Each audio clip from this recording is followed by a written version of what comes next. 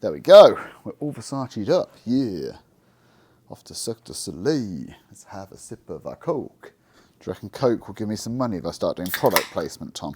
Hello guys and welcome to another video. My name's Mark, I'm an entrepreneur and property investor, and today I am in Las Vegas. And because we're in Las Vegas, I can think of no better subject than dispelling the myths of what is investing and what is gambling. And today I'm going to give you the definitive guide, in my opinion, of how to know if you're investing or gambling, and then how to structure those investments so that you will build wealth over time with as little risk as humanly possible. Because ultimately, that's what we all want, right? To build as much wealth as possible with as little risk as possible. So guys, if you like this sort of content, please give this video a big like. It really does help me out with the algorithm. And if you haven't already subscribed, why not consider subscribing? We have our subscriber dividend portfolio, as always, 13 grand in there at the moment. And today, as it's Saturday, just after the 10th, we will be drawing the winner. And because I'm in Vegas, we're going to rely on my editor, Tom, to do all of that for us back in the UK. So at some point in this video, Tom's going to interrupt, draw the winner. You're going to see his beautiful face and his dulcet tones, and he's going to be able to let you know who won and how much they won. Now, the first one I'm going to get onto, and I think this is going to shock some people, is the stock market. Now, I believe the stock market can be both investing and gambling. So I want to really go into a bit of detail on this so that you've got the context, okay? If you're investing in a single stock, I believe you're gambling. If you're investing in an index, I believe you're investing. And I want to explain exactly why I believe these things. If you're investing in a single stock, the only reason you would do that is because you believe that that stock would outperform the market. It's the only reason you would do it. Because otherwise, why not just have the market returns, right? The only reason would be because you believe it would outperform the market. Now, the market has so many participants, right? Millions of participants. I don't believe that I or anybody has information out there that means that they're going to be an exceptional stock picker in the long run. Maybe on a one-off, maybe you have a little bit of information, maybe you've been privy to something that's coming up. You know, some of it's legal, some of it's illegal, you know, this is called insider trading. But ultimately, I know, for example, myself, I don't have the ability to pick stocks that are going to beat the market in the long run. I've tried. I thought I could. I thought I could look at balance sheets and P&Ls and read annual reports. I thought I could do that. I'm a pretty intelligent guy.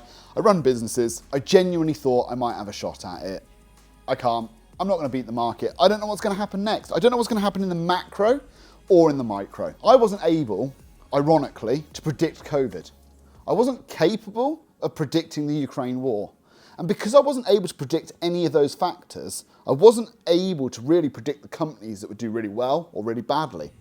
And if you consider that I don't believe that I'm able to do that, but I still want to invest in the stock market, the sensible thing for me to do is buy the index. And by buying the index, I will get market returns less the fee. So I'm going to give you the companies that I use. I use Vanguard and I use iShares. And iShares are provided by BlackRock.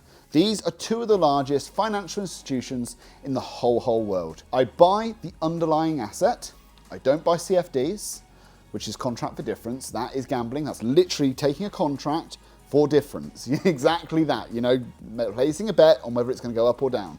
I buy the underlying asset. I pay the fee. It's very small, typically less than 0.1%. You know, Vanguard FTSE 100 is like 0.04, I think, or 0.06. S&P 500 similar. There's lots and lots of others like Pacific, Asian, you know, there's loads and loads of indexes you can have. You could just have an international one, a global one, there's lots of them. But ultimately by doing that, you know that if a stock goes up in value, you buy more of it. If a stock goes down in value, you sell it off. So you always get market returns. Now, a good example, I think, is the automotive industry. Now, the market at the moment believes Tesla is going to win. It has the highest valuation of all autos. Now, if Tesla, and you just went, okay, I believe Tesla. If you put all your money in Tesla and Tesla didn't win and instead went bust, then you would lose everything. Whereas if you bought the index and Tesla won, you would still get a percentage of that returns because as it became more valuable, your index would have bought more of it. And as if it went down in value and went bust ultimately, you'd have sold it on the way down and bought whichever one did win. So all I'm doing is buying the global economy and saying, on the macro and micro, I don't know what's going to happen, so I'd rather just own the globe. And with that, I'll get the dividends from the globe and I'll get the returns from the globe. It's about as good as I can do. All right, guys, so we're here interrupting the video to draw the winner. Now, there's only 10 comments to go through, but better than 0. So if we click start here, and the winner is The Matrix. Wow. The Matrix won 20 quid. Congratulations. If you go to the description and look for Mark's Instagram, send him a DM, he will sort all of that sort of stuff out for you and get the money sent to you. On with Mark's point number 2. Second one I want to do is property. Again, I believe it can be investing or gambling. Now, I believe the best way to invest in property is to buy the asset, rent it out. Whether it's as a HMO, whether it's a single let, at the moment service accommodation, I don't mind which. But if you buy it, rent it out, it is investing in my opinion. Now, you can claim about the nuances and go, well, I want to go a bit more up north and I want to have some in the Midlands and I want to have some down south. And I've done that. I've spread my risk geographically. I don't want to miss out on any returns down south, so I've got a couple down south. I don't want to miss out on great ROIs up north, so I've got a few up north. But ultimately, I've spread my risk and I've minimised. It's like running an index fund, right? I want to make sure that wherever's hot, I'm buying a bit more of. And I'm just topping up. And if things started going really south, let's say, for example, that I know it's highly, highly unlikely, but one of the cities I invested in, all the employers left and it became desolate. Well, I'd be better off just cutting my losses and selling them off. However, I believe that in the UK, for example, we have a massive shortage of properties. Even if we build the target, which we're not, it's going to take 50 years to make up the deficit. 50? You know, it's a long time. I've got a long time in this. We're still not hitting our target. It's unlikely in a century that we'll have even made up this deficit. So in my opinion, in the UK, it's a pretty safe bet. But if you wanted to spread your risk even further, why not go global? Why not have some in the UK, some in Europe, some in Asia, some in America? You know, you could easily do the index fundisk kind of way of buying property and owning it yourself. There are, of course, index funds. You can buy the exposure to property. There's the legal and general global property index fund, I think it's called. And I've got some of that, but I like owning the asset as well. Now, the way you gamble with property is you create a business out of it.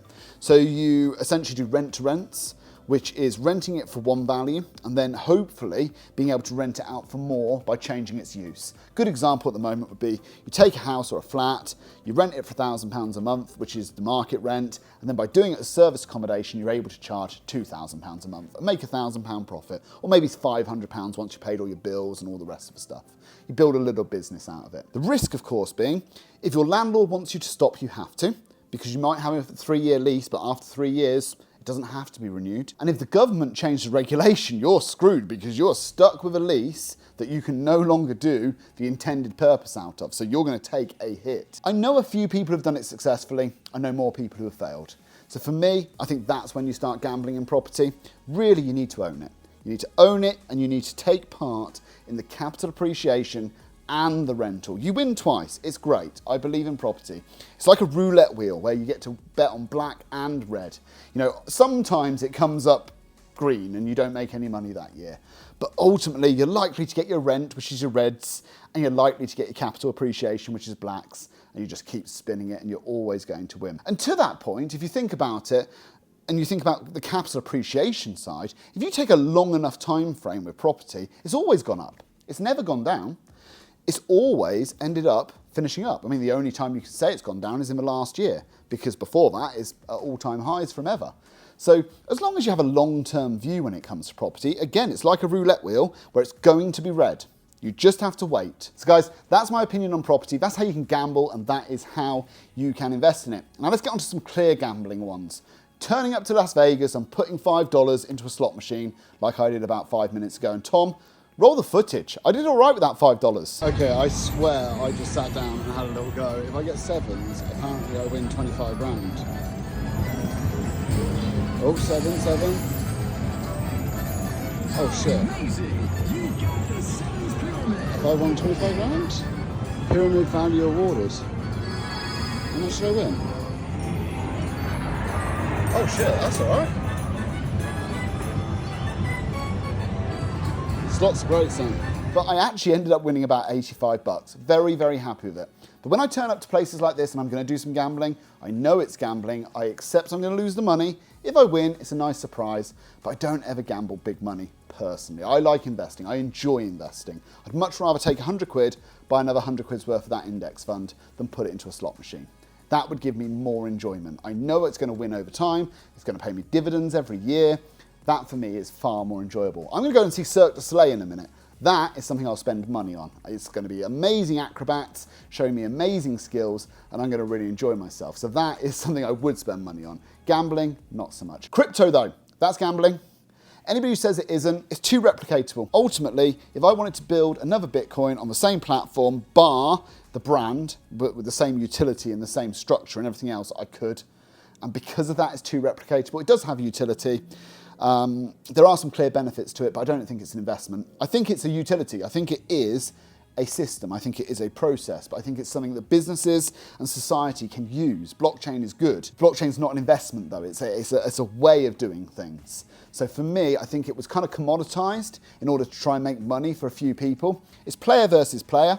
You know, ultimately, only one person can win. The person who sells at the high and turns his money into fiat currency wins, and the person who gets left holding the theoretical money is the person that loses. Anybody who thinks it's going to replace UK money and that suddenly we're going to have Bitcoin in the UK, taking away all currency, no, of course not, it won't be allowed. We will, of course, have programmable money, of course. The technology is fantastic. Why not have digital money? I can't believe we don't already. That will come. But will it be Bitcoin, Ethereum, or Dogecoin? Of course not. It's going to be the British pound. And when people say, well, fiat currency isn't backed up by anything, really, it's not backed up by gold, it's not backed up, no, but it's backed up by everything else, isn't it?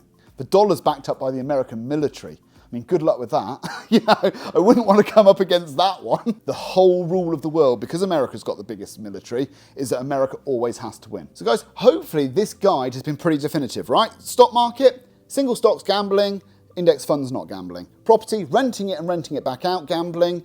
Buying it and renting it out, not gambling. Cryptocurrency, gambling. Putting money into slot machines, craps, roulette, blackjack, all of that's gambling, but we all know that, we should know that anyway. And as long as you have all of that in your mind, I believe that you will know the difference between gambling and investing. So hopefully guys, this video has been really, really useful.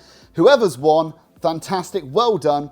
I will make sure that the money comes over to you as soon as you drop me a DM on Insta. Like and subscribe as always guys, and I will see you on the next video when I think I'll be on my way to Dubai. So let's see how we get on. Guys, thank you so much for watching. See you on the next one.